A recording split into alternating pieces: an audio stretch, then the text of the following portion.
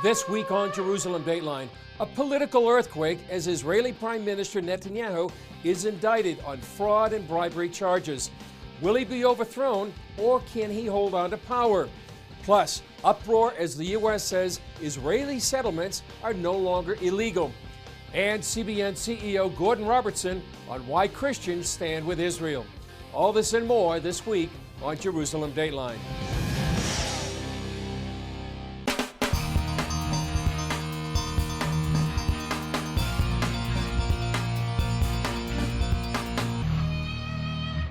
Hello and welcome to this edition of Jerusalem Dateline. I'm Chris Mitchell. For the first time in Israel's history, a sitting prime minister has been indicted. Israel's Attorney General announced 3 separate indictments against Benjamin Netanyahu.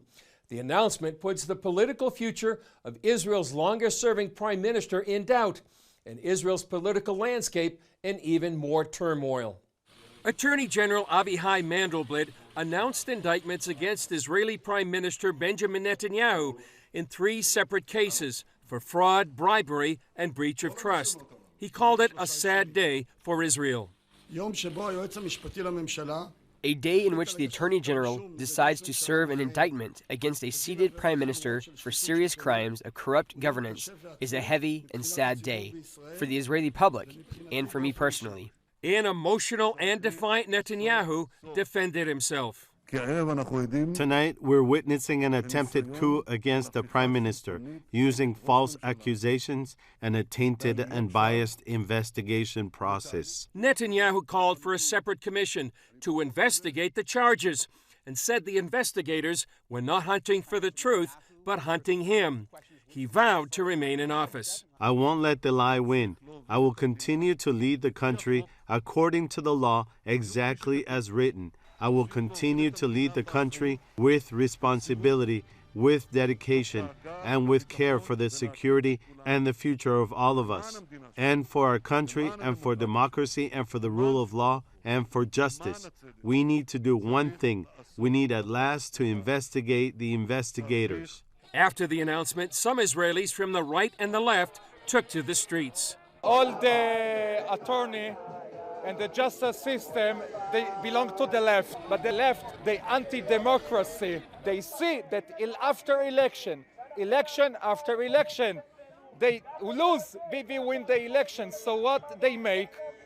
They make investigation. I'm here because today the Prime Minister of Israel has been indicted for bribery and breach of trust, and he must resign his office today, tonight. After years of investigations, Netanyahu will have his day in court. Despite the indictments, Netanyahu remains prime minister until the results of his trial, which could take months or even years. If he is convicted, he would have to step down. It comes at a critical time politically for Israel. Both Benny Gantz, the leader of the Blue and White Party, and Netanyahu have been unable to form a government. Now, for the first time in Israel's history, the members of the Knesset will have 21 days to choose a prime minister. If they can't, Israelis will go to the polls in several months. Whatever happens, Israel is facing one of its most uncertain times politically in its history. Just days before the Netanyahu indictment, Secretary of State Mike Pompeo announced that the Trump administration is taking another bold step by reversing the Obama administration's policy on Israeli settlements. After carefully studying all sides of the legal debate, this administration agrees with President Reagan. The establishment of Israeli civilian settlements in the West Bank is not, per se, inconsistent with international law. The surprise U.S. decision to recognize Israeli settlements in the so-called West Bank as legal reverberated in the region. Here's what Israelis and others had to say about the historic decision about land that many Israelis see as part of their biblical inheritance. Israeli Prime Minister Benjamin Netanyahu celebrated the U.S. move by visiting Alon Shvut, a settlement about 15 miles from Jerusalem in the heart of Gush Etzion. The Trump administration fixed a historic wrong, stood by truth and justice. I think it is a great day for the state of Israel and an achievement that will remain for decades.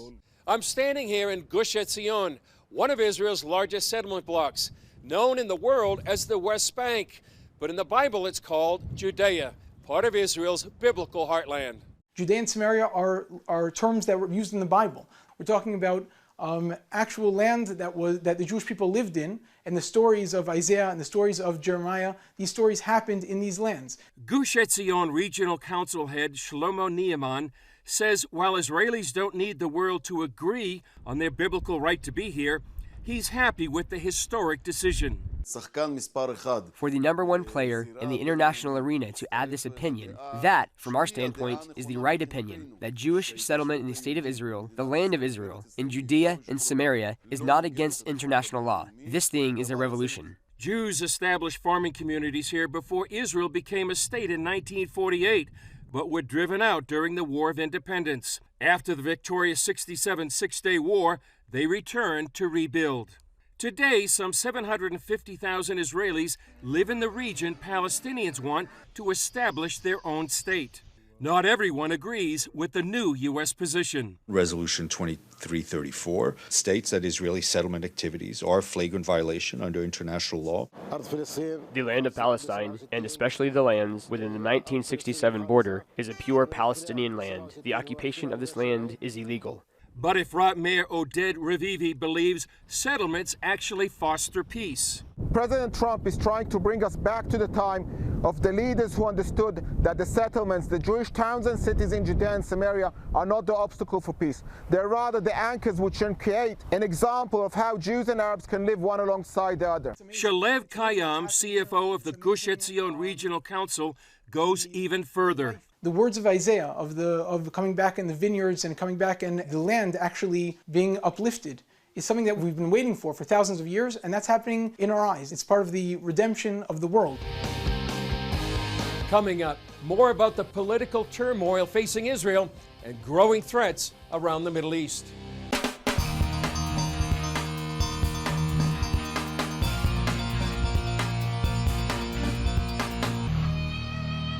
From Iran to Syria to Lebanon to Netanyahu's indictment and the political upheaval in Israel, the region seems to be in turmoil. I discussed these issues with CBN senior editor John Wagi and Middle East correspondent Julie Stahl in our studio. John and Julie, great to be with you. John, welcome back to Jerusalem. Great to have you here. Thank you, Chris. You know, we're living in historic times, diplomatically, politically. We may be on the verge of war in the Middle East.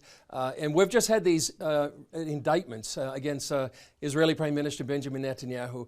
John, do you see any comparison between what's happening here in Jerusalem and what's happening on Washington, D.C.? Absolutely, Chris. Just having flown in recently, the absolute obsession over impeachment, making it the number one story by far, and Trump calling it a coup against him, and his supporters firmly believe that.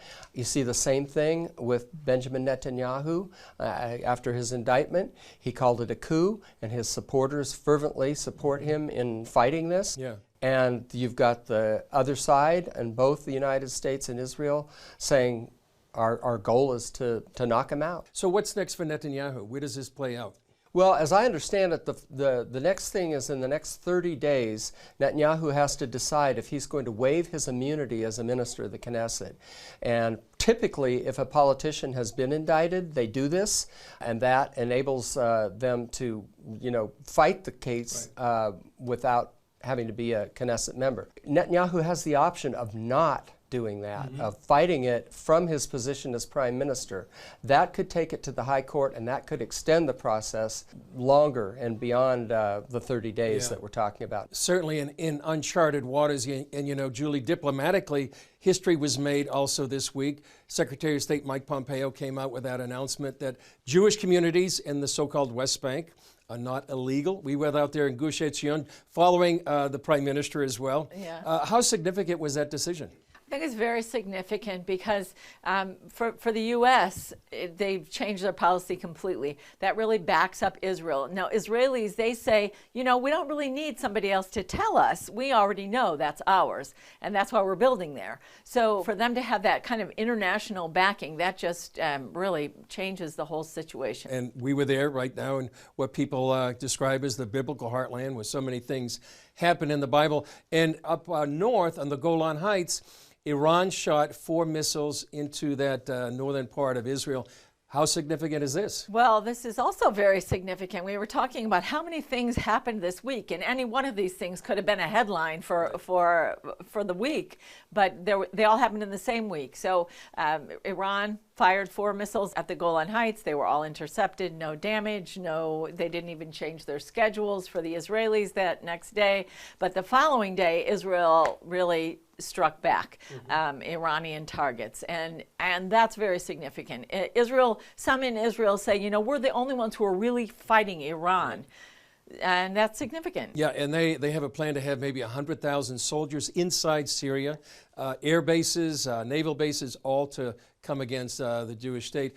John, taking a wider picture, like a 30,000 feet view of the whole Middle East, there's so much turmoil in Iran, in Iraq, in Lebanon.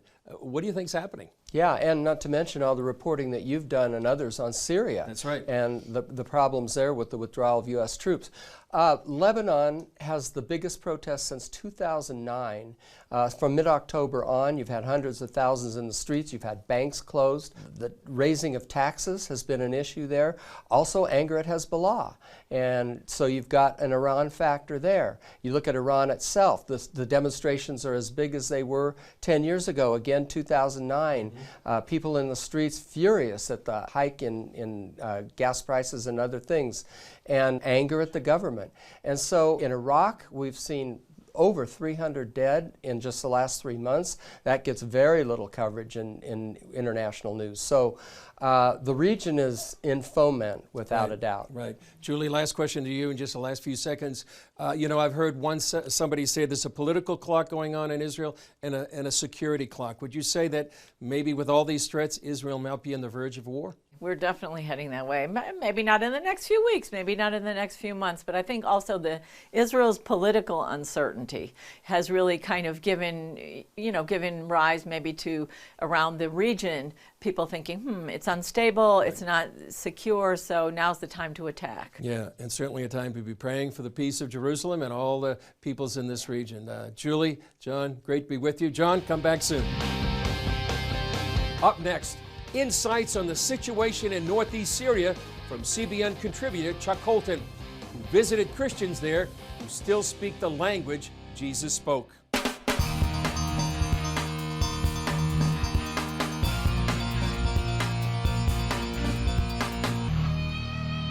We've been reporting on the fighting and destruction created by the Turkish invasion of northeast Syria for a number of weeks. CBN's George Thomas interviewed CBN contributing correspondent Chuck Holton, who is fresh off the field from Syria, and tells us how the war is affecting Christians who still speak the language that Jesus spoke. Here with me now is Chuck Holton. He's a contributing correspondent for CBN News, and he's just back from this part of Syria. Chuck, tell us how the people there felt about the U.S. troops leaving. How do they feel more than a month after the Turks invaded? The fact that they were throwing tomatoes at the troops as they left kind of tells you all you need to know. They did not want to have to ally with the Syrian forces under Bashar al-Assad, but that's exactly what they did, just to avoid being wiped out.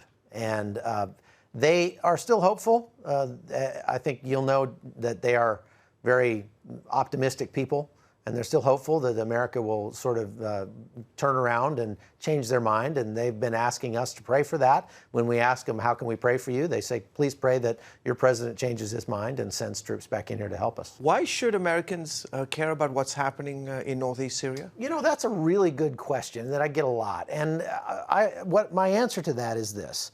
A threat to freedom anywhere is a threat to freedom everywhere. And there's a moral component to this. If we sit back and, I don't know about you, but if you sit back and watch people being absolutely murdered, raped, their houses destroyed, and you have the ability to do something about it and you don't, well, you're not a hero, and you're, in my opinion, you'd only be half a man. So if we have the ability to do something about that, we should.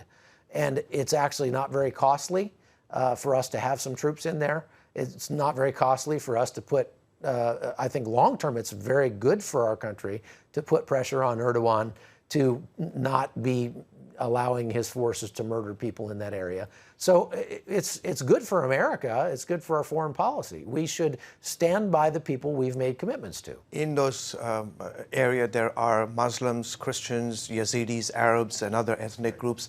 Talk specifically about how the war is affecting Christians in that area. We talked to some Christians who had been pushed out of Serikania. That's that town along the Turkish border that the Turkish military surrounded and just pounded into dust. Once the Turkish military took that town, we got everybody out, and I was there for that. We got reports that they were going around and burning the homes that belonged to Christians. We saw that when ISIS took over Mosul. They went around and marked the houses depending on who had lived in that house, whether it was a Christian or a Shia Muslim or a Sunni Muslim. And if it was a Shia Muslim or a Christian, they either burned the house, destroyed it, or took it over. And that's exactly what we're seeing in this part of the world now. And that, you have to understand, that region is the oldest area of Christian influence in Syria, where people still speak the language that Jesus spoke when they go to church, Aramaic. How can people pray, Chuck, for the situation there, and even can they make a difference where they are watching this program? There are very few aid organizations that are going into that area now. That most, even the United Nations has pulled their people out because it's gotten so dangerous. But Samaritan's Purse is still in there. Operation Blessing is making a difference there. The Free Burma Rangers certainly are in there putting their lives on the line. And so people can help by joining with us at Operation Blessing and these other organizations. But as far as praying for them, that's the most we can do. Always. And we can pray that when people are in that situation, that number one, they would cry out to God. And that's what we tell them when we're there. So ask Jesus, even if you're a Muslim, ask Jesus and he'll answer you. And I think that God can work through these kinds of tragedies to call people to himself. And I think that's what we need to pray for. Terrific. We'll have to leave it there, Chuck. Thanks for coming on the show. Still ahead, CBN's Gordon Robertson on why it's important to stand with Israel.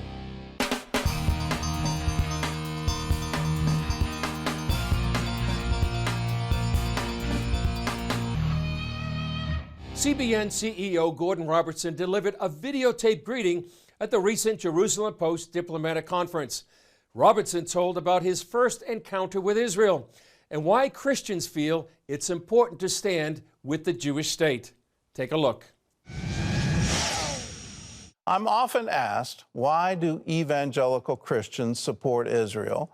And why has your organization, CBN, gone out of its way to lend support to the Jewish people? Well, the answer is both very personal and then very practical. The personal goes back to 1969, when I went on a trip to Israel with my father. I was just 11 years old, and we came into Israel. I came to Jerusalem. I went to the Western Wall, and I saw things that I'd never seen before. I saw men dancing with Torah scrolls, the joy on their faces, the exuberance of being able to pray at the Western Wall for the first time. The prayers of generations next year in Jerusalem had become the reality of this year in Jerusalem. Well, for me, this was a profound spiritual experience. And like most spiritual experiences, it's difficult to describe. In life, there are things that have to be lived in order to be understood. Well, I wanted my children to share this experience, so we observe a Christian bar mitzvah in my family. When each of my children turned 12, I took them to Israel to be baptized in the Jordan River, and then we would go to the Western Wall to pray.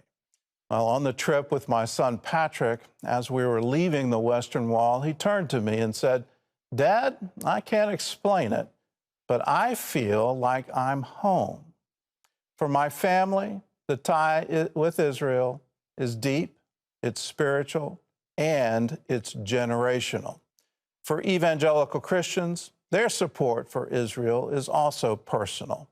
For us, Israel is proof that God stands by his covenant to perform it. The survival of the Jewish people is a miracle, and the return of the Jewish people to the land and to the language is a fulfillment of prophecy that the whole world can see. Israel is a light to the nations and a blessing to all the people of the world.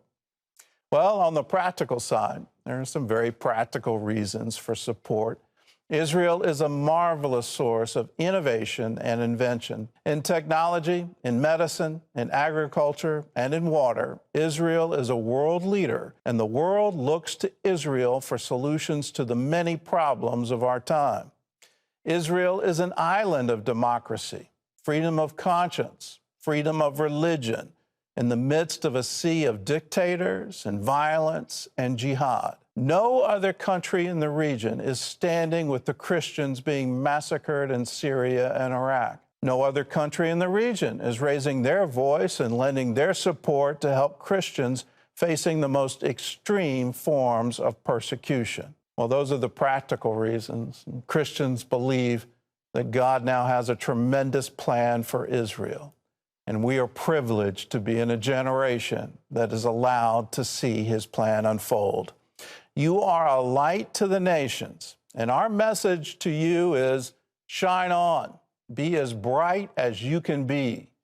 We pray for your peace, and we pray for the peace of Jerusalem, and we will always stand with you. Gordon Robertson's personal reflection on why it is so important to stand with Israel is a reflection of his father's long-standing commitment that CBN will stand with the Jewish people. Well, that's all for this edition. Thanks for joining us. Remember, you can follow us on Facebook, Twitter, Instagram, and YouTube. And please remember to pray for the people of Northeast Syria and all the peoples in this region. I'm Chris Mitchell. We'll see you next time on Jerusalem Dateline.